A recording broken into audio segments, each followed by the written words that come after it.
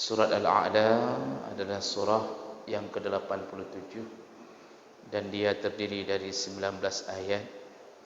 Al-A'la diambil dari kalimah pertama Sabbihisma Rabbikal A'la, yang bermakna yang paling tinggi, yang maha tinggi. Para ulama masih berbeza pendapat apakah surat ini turun di Mekah atau di Madinah. Wallahu a'lam. Tapi ada satu hadis dalam Sahih Bukhari dari Al-Barra bin Azib radhiyallahu anhu menceritakan, awwalu man qadima alaina min ashabin Nabi sallallahu alaihi wasallam Mus'ab bin Umair wa ibn Ummi Maktum. Orang yang pertama sekali menjejakkan kakinya di Madinah sebelum terjadinya hijrah adalah Mus'ab dan Ibnu Ummi Maktum. Artinya merekalah yang pertama membuka jalan ke kota Madinah yang dulu masih bernama Yasrib. Faja'ala yuqri'an Al-Quran, dan mereka berdua mengajarkan Al-Quran kepada penduduk Madinah. Jadi penduduk Madinah itu lebih dahulu Islam sebelum bertemu Nabi sallallahu alaihi wasallam.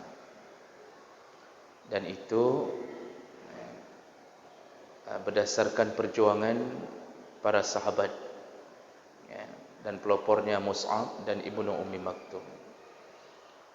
Summa jaa Ammar wa Bilal wa Sa'ad, summa jaa Umar ibn Khattab. Kemudian baru sahabat lain datang.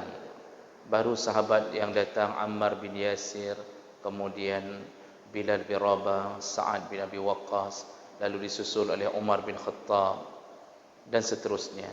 Summa jaa Nabi sallallahu alaihi wasallam. Kemudian barulah Nabi menuju ke Madinah, tentunya bersama Abu Bakar radhiyallahu anhu.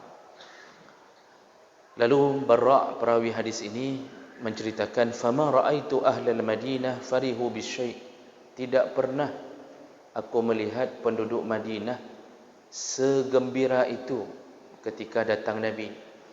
Tidak pernah kulihat penduduk Madinah lebih gembira kecuali ketika mereka menyambut kedatangan Nabi sallallahu alaihi wasallam. Farahahum bihi hatta ra'aitul wala'id was-sibyan.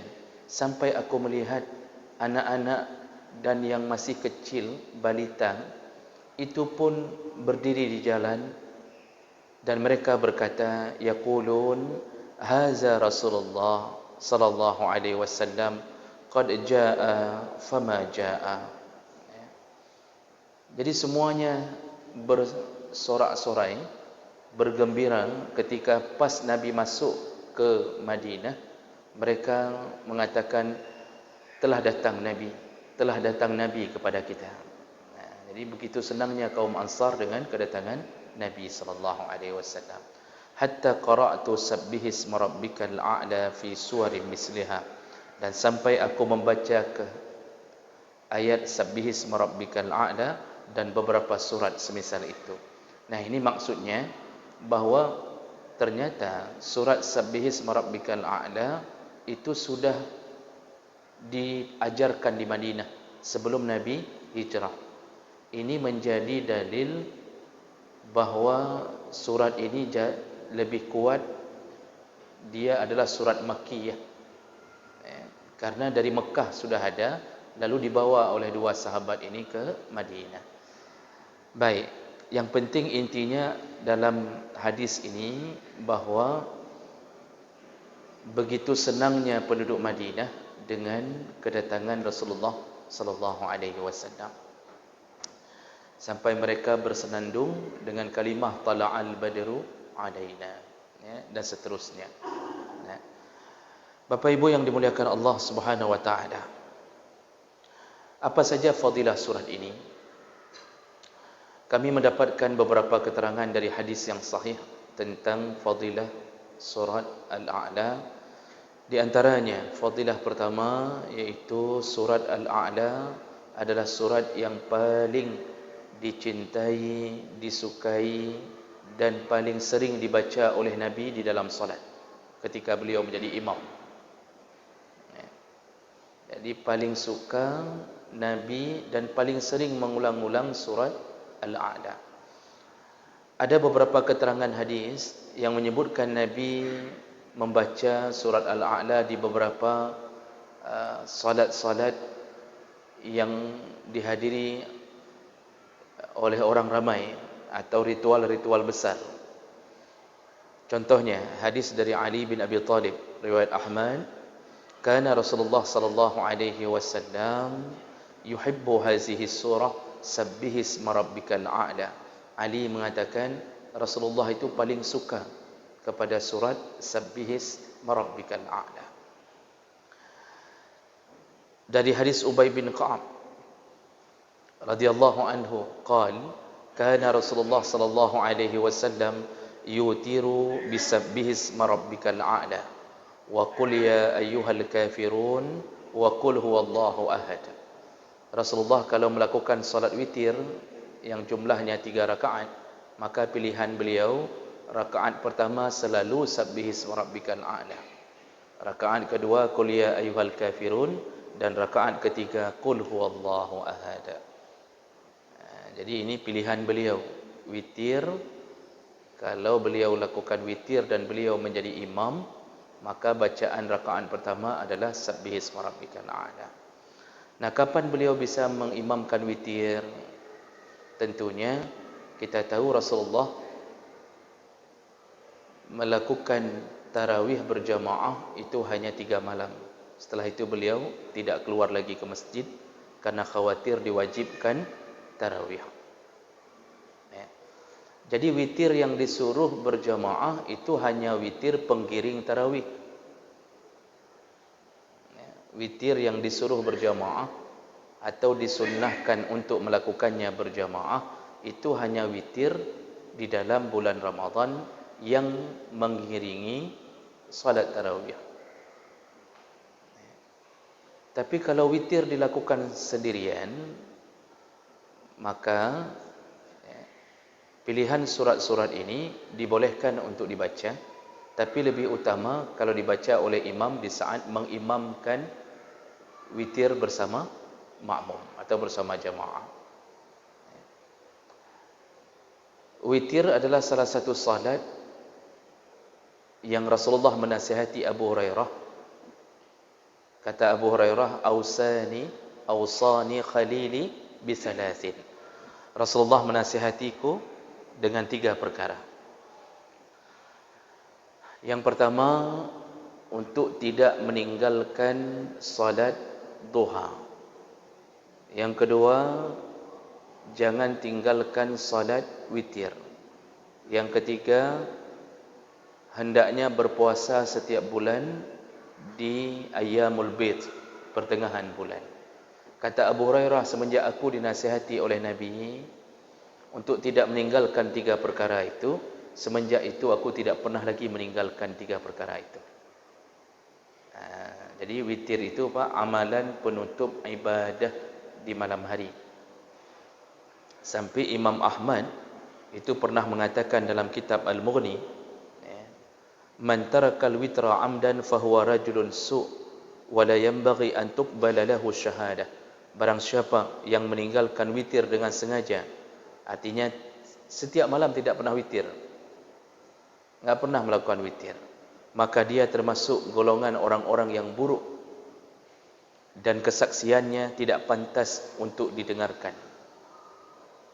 Jadi ini salah satu contoh pendapat dari Imam Ahmad bin Hanbal yang mengatakan buruknya orang kalau tidak pernah witir, karena ini amalan yang disuruh istiqamah oleh Nabi sallallahu alaihi wasallam. Kalau kita ragu-ragu, jadi untuk melakukan witir itu, kalau kita ragu-ragu tidak bisa bangun atau kita yakin memang tidak bisa bangun di tengah malam, kita memang orang tipe lelah, mungkin pekerjaan kita melelahkan kita, enggak sanggup bangun di tengah malam, Atau memang dari kecil kita memang punya keturunan enggak bangun tengah malam. Mulai dari nenek itu, mak-mak itu, ayah-ayah itu tidak pernah bangun tengah malam. Lahirlah kita. Kita pun begitu. Nah, model tipe begini sebaiknya lakukan witir setelah solat Isya. Jadi habis solat Isya, habis ba'diyah Isya itu cukup 1 rakaat minimal. Kalau mau lebih silahkan. 3 rakaat lebih baik.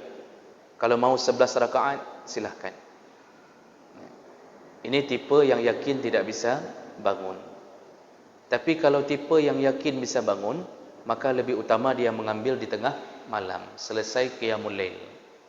Selesai melakukan tahajud, lakukan di tengah malam penutup ibadah. Bagi mereka yang ragu-ragu, yang tipenya di lahap-lahap kambuhan, sekali-sekali bangun, 20 kali tidak bangun. Bangun lagi sekali, 20 kali lagi tidak bangun. Kadang-kadang bangun, kadang-kadang tidak. Kalau lagi sesak kencing, bangun. Tidak sesak kencing, dia tidak tahu apa-apa. Yang model tipe-tipe begini, maka untuk mengamankan diri, lebih bagus ambil juga setelah solat Isya atau setelah ba'diyah Isya. Oh, kalau terbangun nanti, maka tidak perlu mengulang witirnya. Seandainya terbangun nanti untuk tahajud, maka tidak perlu mengulang witirnya. Karena Rasulullah mengatakan, la witrani fil lailah. Tidak ada witir dalam satu malam 2 kali. Baik, jadi jemaah melakukan Allah. Rasulullah memilih untuk membaca Sabbihisma Rabbikal A'la ketika solat tarawih atau witir pengiring tarawih.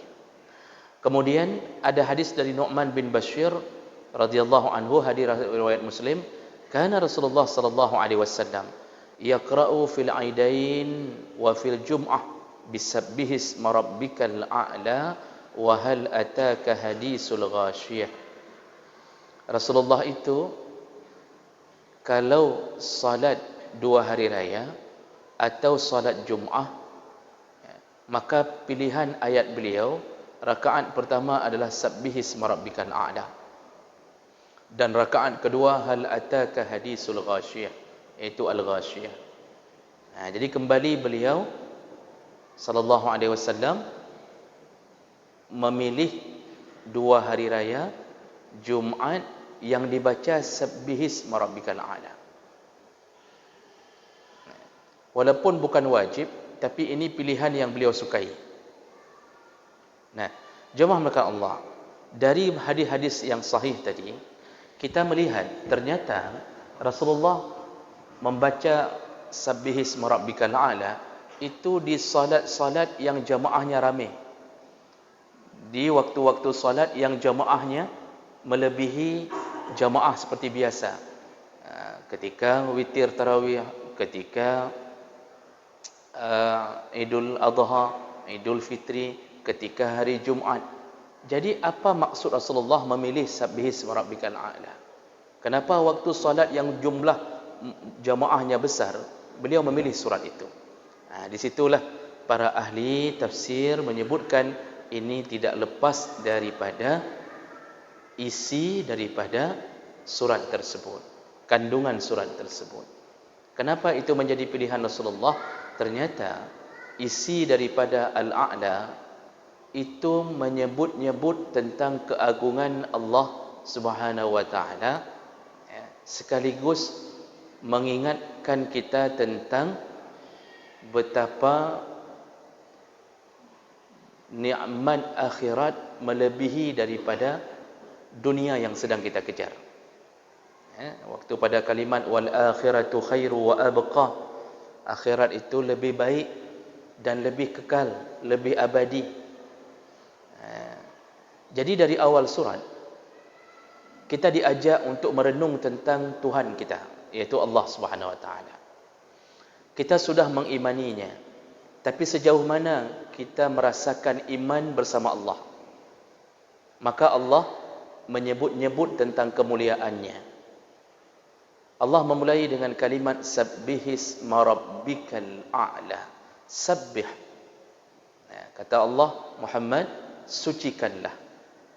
Apa yang disucikan? Isma rabbika, nama Tuhanmu. Allah berikan sifat al-a'la, yang maha tinggi.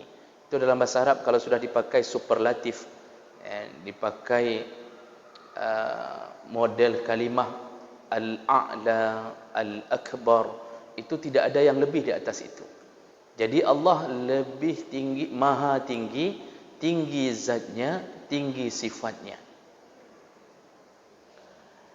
Tidak ada yang bisa menandinginya dalam segala hal.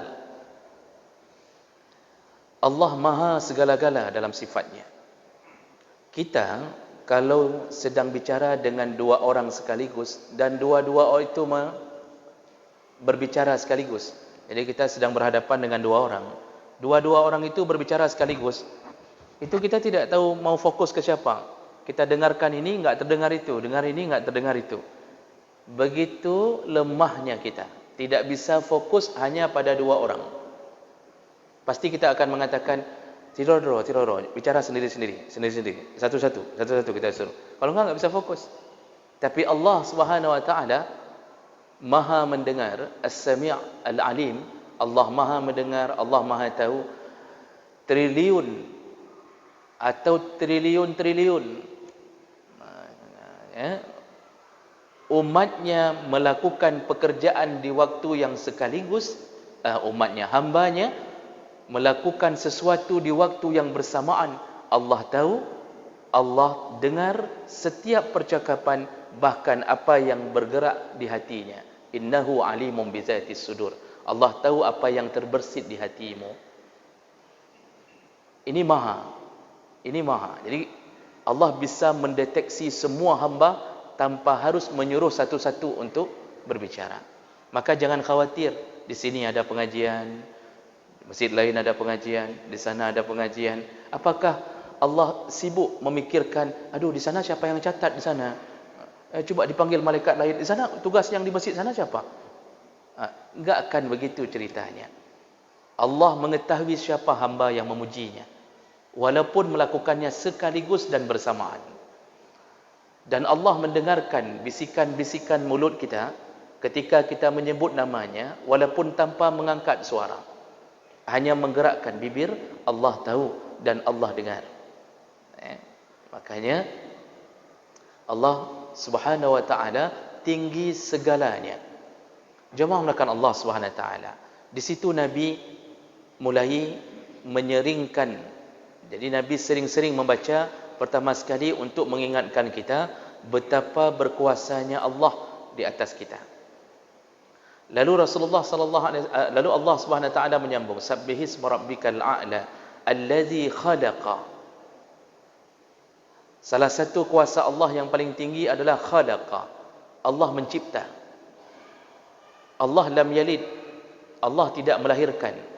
Kita berkuasa setelah melahirkan. Kita senang setelah melahirkan.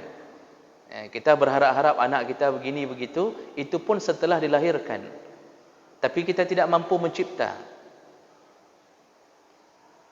Dan bahkan saking lemahnya kita tidak tahu jenis kelamin anak kita.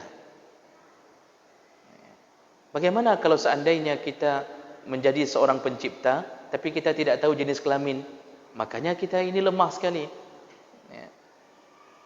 Allah Subhanahu wa taala khalaqa, mencipta. Dalam kalimah lain Allah menyebutkan bada'a atau badi'. Allahu badi'us samawat. Bada'a itu mencipta sesuatu yang belum pernah ada sebelumnya. Khalaqas samawati wal ard. Allah ciptakan langit dan bumi beserta seluruh isinya. Itu adalah salah satu kuasa. Cuma yang lebih hebat lagi, setelah khalaqa fasawwa. Jadi bukan mencipta saja, tapi fasawwa, setelah dicipta Allah menyempurnakan. Kita manusia tidak bisa mencipta dan tidak bisa menyempurnakan. Begitu anak lahir dalam keadaan cacat, langsung kita tidak bisa menyempurnakannya lagi. Allah mencipta lalu menyempurnakan. Nah, kalimat fasawwa ini bisa kita lihat pada proses bagaimana manusia punya kekuatan untuk mendapatkan sesuatu setelah dicipta. Jadi ini setelah kita dicipta, lalu kemudian bukan hanya dicipta, tapi kita disempurnakan, diberikan akal untuk berfikir. Bahkan seekor anak kambing yang baru lahir tahu di mana susu ibu kambing. Kalau manusia melahirkan, itu bayi setelah lahir itu enggak bergerak sendiri ke ASI, tapi diangkat oleh bidan, didekatkan ke ASI ibunya. Anak kambing, Pak, enggak ada bidan yang mau mengangkat anak kambing mendekatkan ke susu mamaknya. Jadi lahir sendiri. Lahir sendiri anak kambing. Lam gerpoh dia lahir sendiri. Setelah lahir, anak kambing itu bergerak sendiri mendekat ke susu ibunya. Ini disebut fasawwa. Allah sudah cipta, lalu Allah sempurnakan. Apa yang disempurnakan? Yaitu keinginan mendapatkan kebutuhan yang dicukupkan untuknya. Maka bergeraklah alam ini dengan sempurna. Allah setelah cipta matahari, Allah bisa beri titik koordinat matahari terus berputar di titik itu, tidak pernah berubah sama sekali. Maka kita bisa menentukan waktu. Bulan berputar pada orbitnya, kita bisa menentukan waktu. Padahal Allah cipta bulan, kalau enggak disempurnakan, maka bulan tidak akan sempurna. Maka kesempurnaan ini hanya milik Allah Subhanahu wa taala. Tidak ada yang tahu bagaimana bisa cabai mendapatkan rasa pedas. Dan belum pernah ada orang yang bisa menemukan untuk menyuntikkan rasa pedas ke dalam cabai. Dia langsung berubah rasanya sendiri. Allah bisa buat seekor ular dan Allah bisa sempurnakan dia. Di dalam tubuhnya penuh bisa, tapi dia tidak mengapa. Jadi bisa itu hanya berlaku untuk orang yang disemprotkan olehnya saja. Jadi bisa itu Allah sempurnakan bagi si ular, tidak berpengaruh, hanya berpengaruh kepada yang disemprotkan saja. Hanya Allah yang bisa membuat itu. Ketika kita memakai korek, kita pakai korek,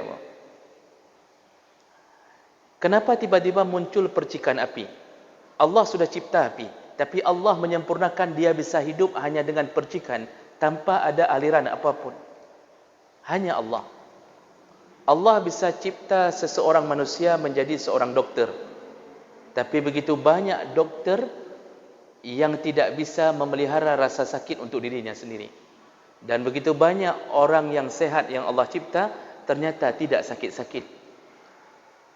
Ini semua kuasa Allah. Kalau lihat tafsir surat Al-Kahfi, waktu Allah membicarakan tentang Ashabul Kahfi, mereka berada di dalam gua 309 tahun. 309 tahun. Dan mereka Allah bolak-balikkan dalam tidurnya supaya tidak membusuk kulitnya.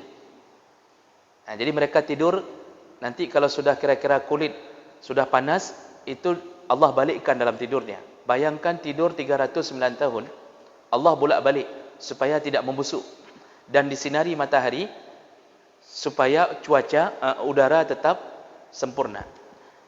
Allah bolak-balik manusia karena kulitnya sensitif. Orang stroke rata-rata kulit menjadi busuk yang tidak bisa bangun lagi. Itu harus taruh daun pisang di bawah, ada yang sudah berulat. Manusia kulit sensitif. Maka supaya Allah menyempurnakan proses mereka tidur 309 tahun, Allah bolak-balik. Tapi ketika Allah bicara tentang anjing mereka, tidak ada kalimat satupun bahawa anjing itu tidur dibolak-balik oleh Allah. Tidak ada. Tapi anjing itu hanya tidur di depan pintu dalam keadaan cerup. Apa bahasa Indonesianya ini? Tiarap begini, Pak, tiarap begini. 309 tahun anjing ini tidak bolak-balik, Pak. Ini menjadi salah satu ijaz dalam Al-Quran. Maka para ulama yang mencari mu'jizat Al-Quran, menemukan kenapa ketika Allah membicarakan tentang Ashabul Kahfi, Allah bicara tentang membulak-balik badan manusia. Tapi ketika Allah bicara tentang anjing mereka, Allah tidak mengatakan anjing ini dibolak-balik. Ternyata diselidiki oleh ahli hewan, kedokteran hewan, kulit anjing, kulit anjing, karena saya lihat pandangannya sudah beda. Payah dapat dengar dia kata kulit anjing. Kulit anjing ternyata itu tidak akan pernah membusuk. Yang di bawah lengan, yang mereka kalau duduk mereka menyandar begini, itu tidak pernah busuk menghadapi apapun, baik semen atau tanah, tidak akan pernah membusuk. Itu kelebihan kulit anjing. Makanya Allah tidak membutuhkan untuk membulak-balikkan anjing sebagai makhluknya. Makanya Bapak Ibu melaka Allah, khalaqa, Allah lah yang mampu menciptakan, fasawwa, lalu Allah lah yang menyempurnakan. Maka kita ini kalau seandainya mau berfikir, afala ta'qilun, kata Allah, kenapa engkau tidak berfikir? Maka kita akan menemukan kuasa Allah. Maka di saat itulah kita bisa menemukan siapa Tuhan kita, berhak atau tidak kita menyembahnya. Wallazi qaddara fahada. Kemudian Allah menetapkan sesuatu, qaddar. Kita ini telah ditetapkan Allah segala sesuatu dan tersimpan di Lauhul Mahfuz. Ketetapan itu disebut qada, eksekusinya disebut qadar. Ketetapan itu, skenario itu disebut qada, telah berada di Lauhul Mahfuz. Eksekusinya, eksekusi yang diturunkan itu disebut qadar. Dan qadar dalam pandangan ulama itu ada dua model, ada takdir al-mubram dan takdir al-muallaq.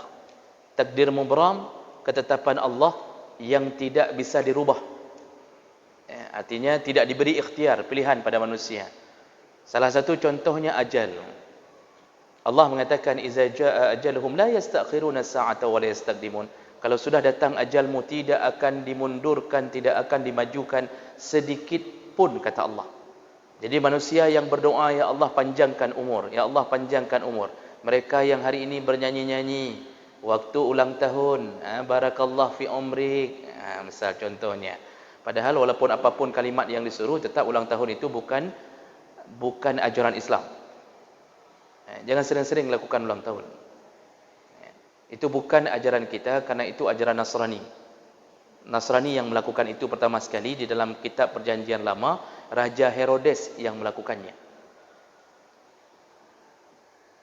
Maka tidak perlu kita memikirkan bahwa kita dipanjangkan umur dengan nyanyian dan harapan kita. Umur tidak dipanjangkan, tapi jumhur ulama mengatakan yang dimaksud di situ adalah keberkahan umur. Keberkahan umur, artinya dalam umur kita yang telah ditentukan berkah. Maksud berkah, banyak kebaikan yang kita lakukan. Umur 45 tahun, tapi Masya Allah kita melakukan kebaikan-kebaikan. Gaji 3,5 juta, 1,5 juta untuk sedekah. Itu akibat keberkahan umur. Kalau orang yang Allah cabut keberkahan umurnya, umur panjang, sudah nek-nek tuha, itu tidak ada keberkahan pada umurnya, maka ke masjid pun tidak pernah nampak. Ngaji tidak bisa. 60 tahun Iqra 1 enggak lulus. Menikah dengan orang yang Iqra 2. Dia Iqra 1, suaminya Iqra 2. Kakak mandua kemudian. Allah cabut. Hidupnya hari-hari tidak mendekat ke Allah. Hidupnya antara televisi, radio, kemudian jalan-jalan. Goes-goes, sepeda lipat, buka lagi, lipat lagi, buka lagi, lipat lagi. Begitu saja. Jogging pagi-pagi, begitu saja. Yang mendekat ke Allah pengajian, asal sudah pengajian, mengantuk. Nonton sinetron, terbelalak. Ini menyindir mereka yang mengantuk di tengah pengajian. Hati gagal kena tindih ke hana pupu. Jadi jemaah mereka Allah Subhanahu Wa Taala, takdir ini tidak bisa kita rubah. Kalau Allah sudah menetapkan sesuatu ke atas hamba, harus meninggal di tengah lautan dengan cara jatuh pesawat, maka apapun yang kita coba hindari tetap jatuh ke atas kita. Kata Rasulullah sallallahu alaihi wasallam, ma asabaka la yukhti'aka. Apa yang telah Allah tetapkan kepadamu tidak akan meleset darimu. Oh, kita tidak sudah berjanji karena kita tidak berani naik pesawat. Kita berjanji tidak akan pernah saya naik pesawat. Tidak akan pernah. Kita janji, kemanapun saya kalau naik pesawat enggak mau lagi. Tidak akan pernah. Janji itu berhasil kita lakukan mungkin 20 tahun, 25 tahun. Ternyata di umur kita yang 60 dapat undangan dari Jokowi. Disuruh menuju ke Istana Negara untuk mendapatkan penghargaan jamaah terbaik. Contoh. Yang dulu kita sudah janji enggak ada rencana pergi, lalu kita mulai merubah pikiran, kapan lagi ke Istana Negara kalau bukan sekarang? Berubah. Kenapa Allah rubah? Allah menjemput, ternyata perjalanan itu perjalanan terakhir kita. Meninggal juga akhirnya. Maka tidak perlu ragu di atas takdir Allah. Ini mubram. Rezeki termasuk mubram. Tidak bisa dielakkan. Rezeki itu kuota. Apapun kita kerja, yang kita dapat tetap seperti kuota yang tertulis ketika 120 hari dalam kandungan. Maka jangan terlalu habis-habisan untuk kerja apa. Karena begitu juga dapatnya. Begitu juga. Yang perlu hanya apa? Yang perlu hanya menjemput, tapi cukup hanya sekedar menjemput tanpa harus habis-habisan. Jangan mati-matian dengan sesuatu yang tidak dibawa mati. Nah, takdir berikutnya itu disebut muallaq, artinya diberi ikhtiar. Ikhtiar oleh Allah. Mau lakukan boleh, tidak lakukan boleh. Maka bentuknya kebaikan, keburukan itu Allah berikan ikhtiar. Silakan, pilihlah. Maka disuruh tuntut ilmu agar tahu mana yang baik dan mana yang buruk. Ini kuasa Allah. Allazi qaddara. Setelah Allah menentukan takdir, fahada. Allah memberi hidayah. Allah memberi petunjuk. Memberi petunjuk ini, misal ketika kita sudah diberikan kuota rezeki 1M untuk kita. 1M untuk kita selama hidup 1M. Fahada. Lalu Allah beri petunjuk untuk bisa mendapatkan rezeki itu. Maka mulailah manusia berfikir untuk bisa mendapatkan 1M itu. Dia mulai sekolah SD, SMP, SMA, kuliah untuk bisa mengambil yang 1M. Itu fahada. Cacing tinggal di dalam tanah. Sungguh tidak masuk akal bagaimana dia bisa mendapatkan rezeki padahal dia area yang bisa dikuasai cuma tanah. Berjalan pun hanya sedikit-sedikit, tapi Masya Allah dia punya cara untuk mendapatkan rezeki. Dia punya cara.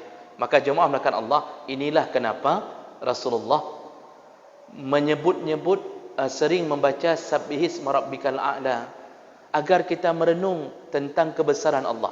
Ayat-ayat berikutnya itu lebih dahsyat, lebih dahsyat. Jadi silakan Bapak Ibu, kalau bisa karena Sabbihisma Rabbikal A'la ini diulang-ulang setiap Jumat, maka cobalah belajar tafsirnya. Renungkanlah.